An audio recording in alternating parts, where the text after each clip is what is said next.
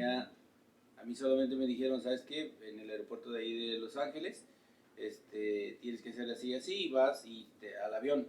Va para Chicago. Y no venía para Chicago, venía a Colorado, porque hizo escala en Colorado y tuve que hacer, sin hablar inglés, tuve que transbordar avión, gracias a una señora colombiana que me ayudó, fue la que me ayudó y me llevó hasta la sala de abordar ahí en Colorado.